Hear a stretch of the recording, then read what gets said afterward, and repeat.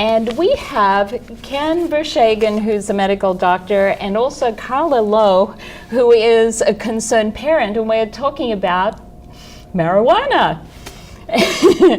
So, Ken, do you feel marijuana is a harmful drug?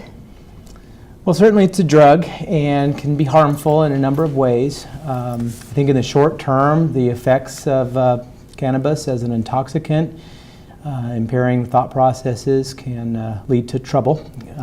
Oh, you mean like getting high and driving and crashing the car or motorcycle? Yes, unfortunately. Yeah. That can happen.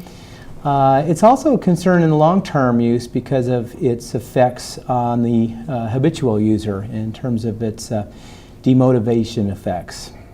When you say demotivation, what does that mean? Well, I see patients sometimes who grow up and start to use marijuana, and I've seen problems as they kind of approach life with a little bit less enthusiasm, a little bit less interest in doing well in school.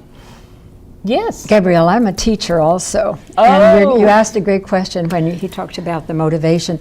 There's a term called amotivational behavior syndrome, which is a characteristic of a marijuana user. And as a teacher over 30 years ago, I used to be substituting, and I would go from class to class to class, school to school to school. And that was in the late 70s. And there would be a group of kids, almost without exception, in every class, who would just sit there, usually in the back of the room, just kind of happy. And late 70s, that's when I was in high school. I think I remember some of those kids. They would absolutely, when I finally learned what this was, I didn't back even on know, their chairs with a nice smile on their face and laughing, kind, good kids, and I didn't know what was wrong until I learned this is one of the characteristics of marijuana. Well, Yeah, I can tell you caring. as a fellow student at that time, I knew what was wrong and I had my decision to make, and kids make their own decisions these days. And sometimes in adolescence, they make decisions without good information and without good kind of knowledge of the long-term potential effects. Wow. So what you're saying is that marijuana stops you from being motivated as a kid in high school that is studying and learning and growing and understanding complex ideas like algebra and science and language? I think it has to do with a key characteristic of the THC, the tetrahydrocannabinol. That's the mind-altering chemical in the 421 chemicals in marijuana, and when they're burned, by the way, they recombine to over 2,000 chemicals. But the bottom line problem we're talking about today, I think, is that the THC is fat soluble. So when I teach children about this, or adults, or doctors, even doctors, I've done it, you know, water soluble is you have a glass of water and you pour sugar in it and it dissolves. Everybody knows that. Even little children know if you have a cup of water and you pour a cooking oil in it, it doesn't break up.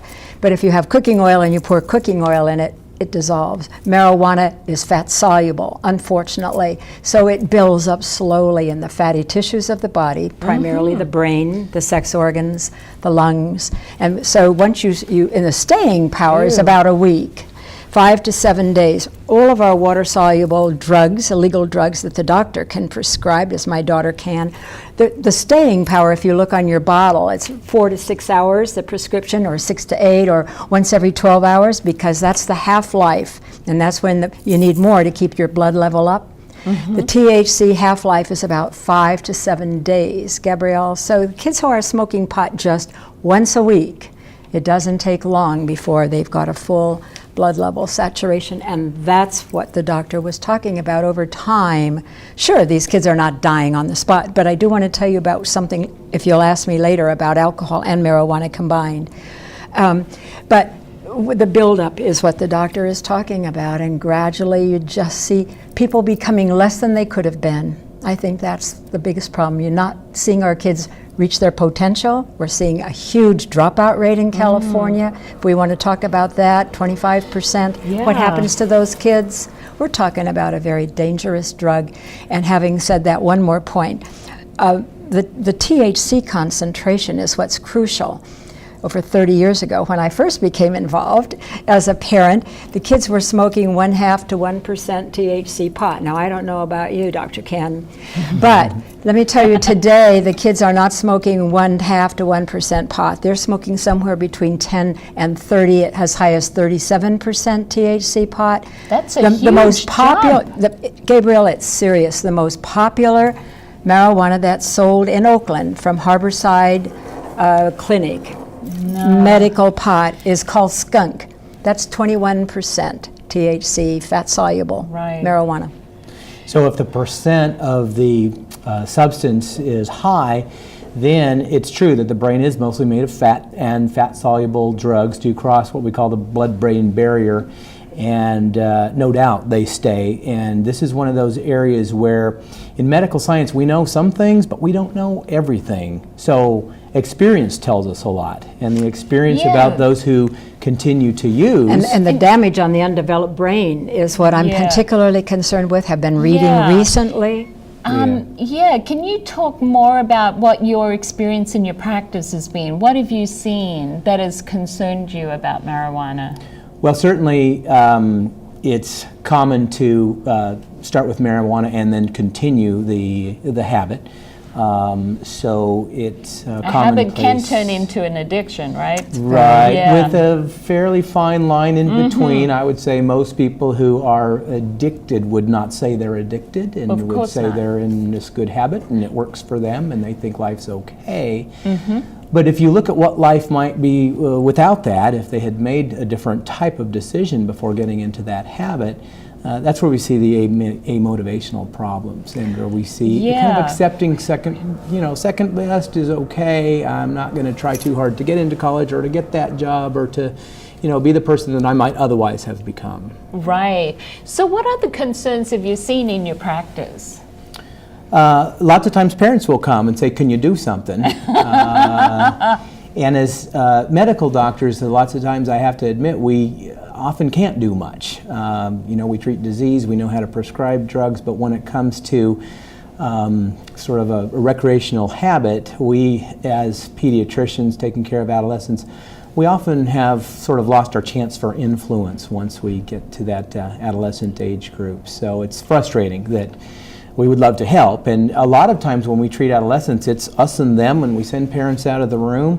But we don't often win that discussion when we're trying to kind of explain long term, just as parents are too, because so much of it is not able to be explained from a medical standpoint. Actually, research is saying that parents are the strongest anti-drug, and also medical doctors do have a huge influence on their patients with their attitudes and with the information they give them. So really, we've got the best combination here, the doc and the parent.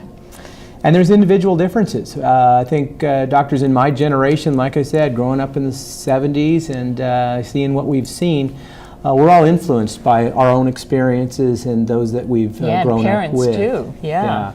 And so we really have some perspective that would help kids, and so I think we'll continue to give our best advice at the time of checkups. But we do lose touch with a lot of our patients as they grow up and they're not coming in for checkups every year and things. So we'll continue to do our best to give good advice to our patients, and we'll rely on the parents to do a lot of that at home. Yeah, which is where you come in.